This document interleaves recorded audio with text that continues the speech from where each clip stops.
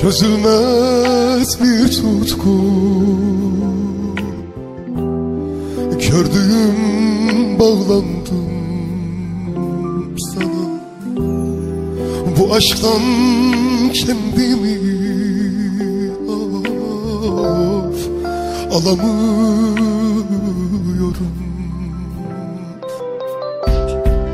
Aklımda, fikrimde bir tek sen varsın.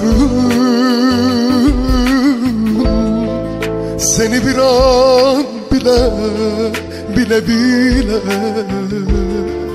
unutamıyorum. Geri dön, ben sensiz dayanamam. Geri dön, ben sensiz yaşayamam. Geri dön bebeğim, of of of.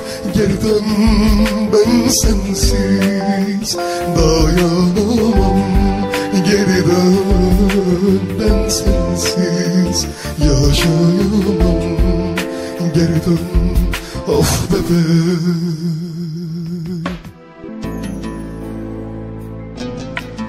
İster kara haber saysın, isterse de müjde. Ecelle vuslatın zamanı şimdi. Ay, güneş, yıldız artık manasız. Hayatla hesabımın son anı geldi. Son anı geldi. Yeryüzünde oydu hayat bağlarım. Yokluğuyla devrildi bütün ümit dağlarım. Diğerlerinden koptu şah damarlarım. Ümitsiz aşkın son anı geldi. Ümitsiz aşkın son anı geldi. Hep onu götürdüm gittiğim yerlere. Kainat, yer, gök oydu. Oydu her zerre. Onunla doğuyordum her gün binlerce kere. Hayatla bağlarımı kopardı gitti. Hayatla bağlarımı kopardı gitti. Ne geldi ne sesime verdi bir tek cevap. Ah, içinde geçti hayatımın her günü azap. Sen bu günah kulunu bağışla ey ya Rab, ya Rab. Sana dönmenin zamanı geldi. Sana dönmenin zamanı geldi. Toprak suskun, rüzgarlar vermiyor ki cevap. Yüreğim bedenim bin enkaz bir harap. Bir müjde için nice kulları oldum turap. Çaresizlikler içinde beni bıraktı gitti. Beni bıraktı gitti. Ben habersizim. Kimse de bilmiyor ki ne oldu. Meçhullere karıştı sanki sır oldu.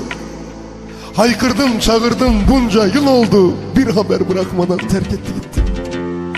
Yok oldu gitti. Yine de kırılamaz yüreğim onun sabrına. Herhalde ki kendince bir yol çizmiş hayatına. Bir hafta gelsin, bir tek gül bıraksın kabrimin ortasına. Toprağıma el sürsün. O bana yetti. O bana yetti. Allah'ım, Allah'ım onu üzme, düşmesin dara. Davacı da değilim zaten, baktımmış kara.